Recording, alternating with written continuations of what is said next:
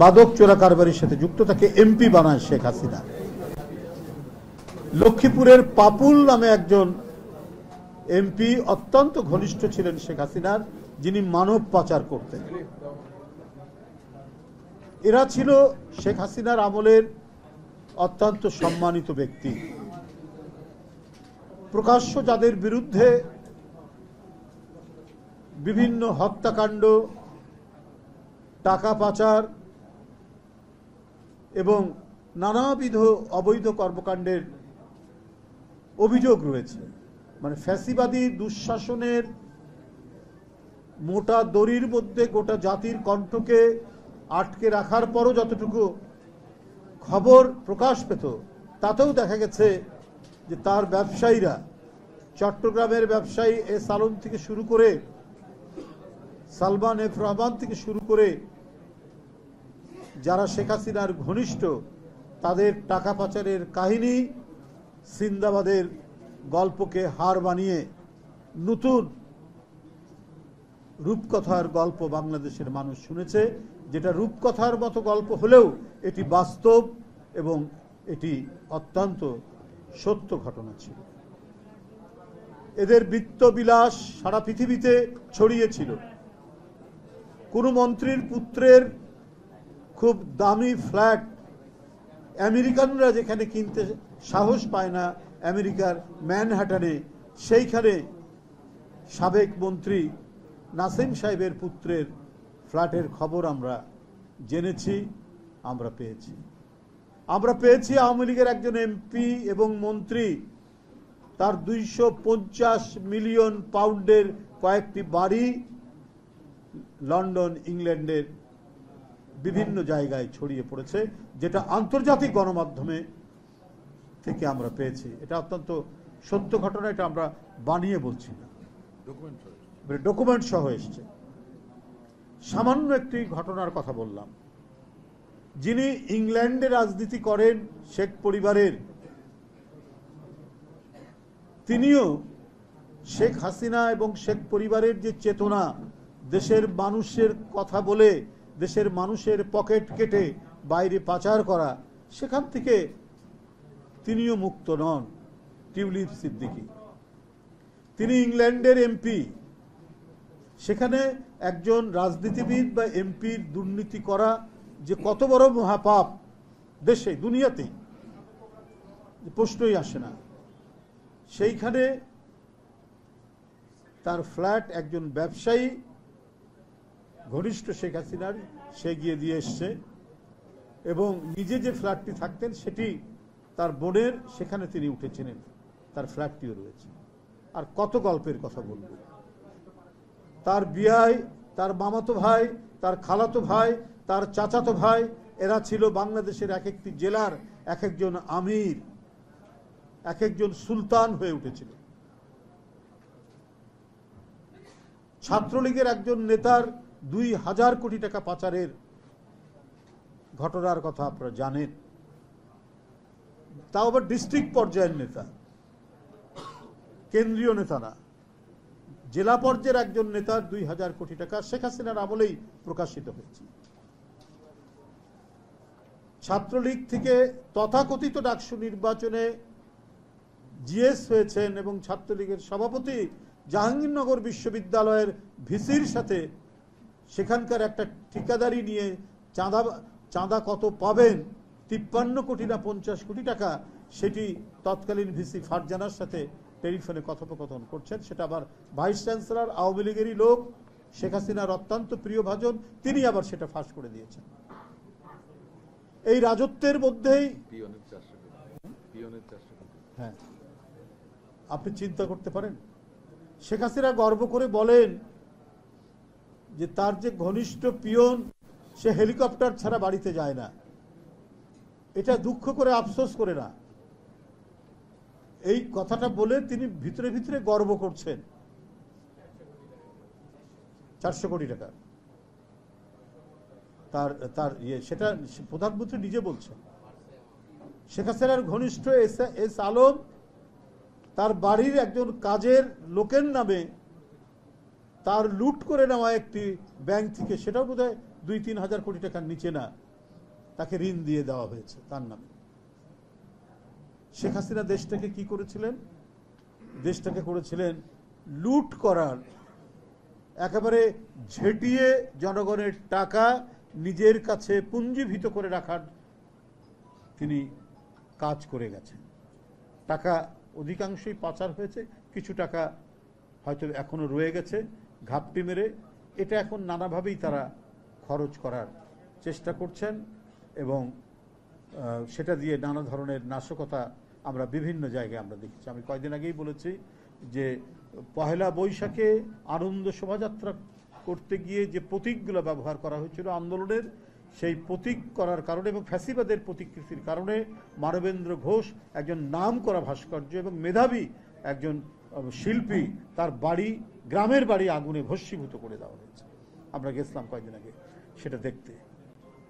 মানে পতিত ফ্যাসিবাদ তার অধঃপতনের পরেও সে তার যে পাচার করা টাকার যে জোর, যে ক্ষমতা, সেই ক্ষমতার বলে তিনি যেমন হুমকি দিচ্ছেন তেমনি নানাবিধ কাজ করে বেড়াচ্ছেন বন্ধুরা। সুতরাং সেই শেখ হাসিনা এই যে 60 লক্ষ বিএনপির নেতাকর্মীর নামে যে মামলাটি দিয়েছেন, সেই মামলাটি দেওয়ারই তো কথা। কারণ তার লোককে বেসিক ব্যাংক দিতে হবে, তার লোককে সোনালী ব্যাংক দিতে হবে, তার লোককে অগ্রণী ব্যাংক দিতে হবে, তার লোককে ফার্মার্স ব্যাংক দিতে হবে। এই ব্যাংকগুলোর মধ্যে টাকা লুটে নেবে, এর জন্য মিছিল হতে পারে, প্রতিবাদ হতে পারে, এই জন্য নানা ধরনের কর্মসূচি হতে পারে। অতএব নানা কায়দায়, যদি গুম করে হচ্ছে না, অদৃশ্য করে হচ্ছে না, বিচার বহির্ভূত হত্যা করেও হচ্ছে না, অতএব কমপক্ষে মামলা দিয়ে মানসিকভাবে দুর্বল করে আমি আমার ফ্যাসিবাদের লেলিহান অগ্নিশিখা আমি জ্বালিয়ে রাখবো, সেখানে কেউ যেন কিছু বলতে না পারে, কিছু সাহস করতে না পারে, তার জন্যই 60 লক্ষ নেতাকর্মীর নামে এই মামলা দেওয়া হয়েছে। এই আমার এখন কথা হচ্ছে, শেখ হাসিনা 5 তারিখে পতন হয়েছে, চলে গেছে। এখন মোটামুটিভাবে 8 মাস হয়ে যাচ্ছে অন্তর্বর্তীকালীন সরকারের রাজত্ব চলছে। যে সরকারের আমরা চাই সমালোচনা করি, আবার সমর্থনও করছি, যে সরকারের অধীনে সবকিছু ঠিকঠাক চলবে। একটা যে অবাধ এবং সুষ্ঠু নির্বাচন শেখ হাসিনা আত্মসাৎ করে এটা অদৃশ্য করে দেওয়ার চেষ্টা করেছেন, সেটিকে পুনঃপ্রবর্তন করবেন ডক্টর ইউনূস সাহেব। এটাই জনগণের প্রত্যাশা, এটাই জনগণ কাম্য করে। সেই জন্যই হচ্ছে আমাদের কথা বলা, যেটা অসীম এখানে বলেছে যে কেন এটা সুস্পষ্ট করছেন না, কেন এই দ্বিধা দ্বন্দ্বের মধ্যে দোলাচ্ছেন মানুষের হৃদয়কে। পেন্ডুলামের মধ্যে ডিসেম্বর না জুন, এর মধ্যে দোল খাচ্ছে কেন, এটা সুস্পষ্ট করুন। এটা কথা বলতেই পারে।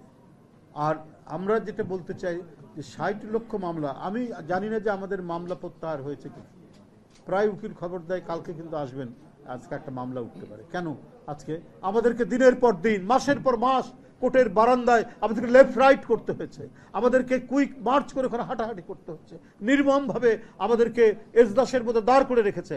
ম্যাজিস্ট্রেট যে আমার ছোট ভাইয়ের চেয়ে ছোট ভাই, তার কি নির্মম নিষ্ঠুরতা, সে আমাদেরকে যদি আমরা বেঞ্চে বসি সে ধমক দিয়ে বলতো যে কাঠগোড়ায় বসাও। আমরা কেউ মার্ডার করে, আমরা কেউ কোনো ধরনের সামাজিক অপরাধ করে আদালতের কাঠগোড়ায় দাঁড়ায়নি। ব্রিটিশ আমলেও দেখেছি রাজনীতিবিদদেরকে একটা সম্মান দেখাতে, সেই সম্মানটুকু শেখ হাসিনার আদালতের বিচারকরা সেটা করেনি। আমাদের জোর করে, জবরদস্তি করে, পুলিশকে দিয়ে আমাদেরকে কাঠগোড়ানোর মতো দাঁড় করিয়ে যত ধরনের অপমান, যত ধরনের লাঞ্ছনা গঞ্জনা করার দরকার সেটা করেছে।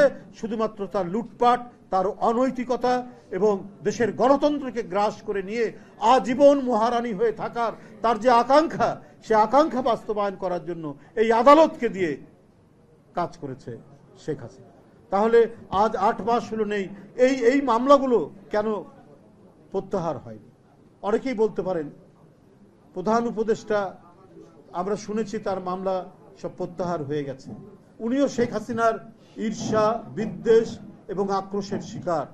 আমরা নিজেরা যেমন আন্দোলন সংগ্রামে থেকেছি, আমরা কথা বলেছি, আমরা নিপীড়ন নির্যাতন সহ্য করেছি, আজকের যিনি প্রধান উপদেষ্টা তার উপরেও হয়েছে, দুই একজন উপদেষ্টার উপরেও নিপীড়ন নির্যাতন হয়েছে। কিন্তু কথা হলো যে তাদের যদি প্রত্যাহার হয়ে যায় তাহলে এই লক্ষ লক্ষ মানুষ, একটা বিরল, মাহাদি আমিন ঠিকই বলেছে যে পৃথিবীর অনেক দেশ আছে, ডেনমার্ক তার লোক সংখ্যা মাত্র 5 মিলিয়ন, মাত্র 50 লাখ, আর আমাদের নেতাকর্মীর নামে মামলা 60 লাখ।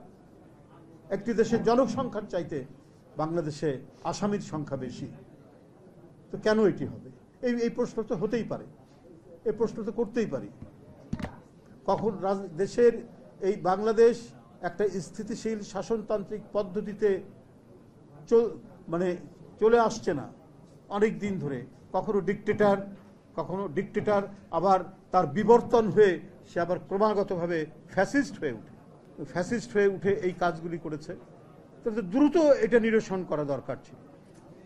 যারা এই ফ্যাসিজমকে প্রতিষ্ঠিত করতে সাহায্য করেছেন তার মধ্যে অন্যতম হচ্ছে আদালত, জাস্টিস খায়রুল হক, জাস্টিস এনায়েতুর রহিম, জাস্টিস আসাদুজ্জামান, এরকম অসংখ্য না। এরা সবচেয়ে নির্দোষ যে নারী, জনগণের পক্ষে সংগ্রাম করেছেন নিরবচ্ছিন্নভাবে, শত নিপীড়ন নির্যাতন ভোগ করে জনগণকে ছেড়ে যাননি, মাটিকে ছেড়ে যাননি। এদেশের মৃত্তিকা, পানি, বৃক্ষ, এদেশের পাখি, এর মধ্যে যিনি নিবিড়ভাবে মিশে আছেন সে দেশনেত্রী বেগম খালেদা জিয়ার বিরুদ্ধে মিথ্যা মামলায় আসাদুজ্জামান তাকে সাজা দিয়েছিল। সেই সাজা আবার বর্ধিত করা হয়েছে উচ্চতর আদালতে। তাহলে সেই বিচারকরা কেন শাস্তির আওতায় আসবে না? ফ্যাসিবাদের বিচারক, তাদেরও বিচার হতে হবে। আমরা নুরেমবার্গ ট্রায়ালে দেখেছি হিটলারের যারা আদালতের যারা বিচারক ছিলেন, যারা কোনো ধরনের যুক্তির কথা না শুনে হিটলারের কথায় লক্ষ লক্ষ কয়েদিকে পুড়িয়ে মারার যারা সিদ্ধান্ত দিয়েছেন, বিচার করেছেন, তাদের বিচার হয়নি। তাদের যদি বিচার হতে পারে তাহলে আজকে কেন হবে না? শেখ হাসিনার আমলে যারা ফ্যাসিবাদকে প্রলম্বিত করেছেন তাদের কেন বিচার হবে না? তাদের বিচার নিশ্চিত করতে হবে। তাদের বিচার নিশ্চিত করতে হলে ভবিষ্যতে কেউ কোনো আদালতকে দিয়ে তার অশুভ ইচ্ছা এবং অগণতান্ত্রিক নিপীড়ন নির্যাতন মানুষের উপর চালানোর সাহস পাবে না। এটাই হওয়া উচিত।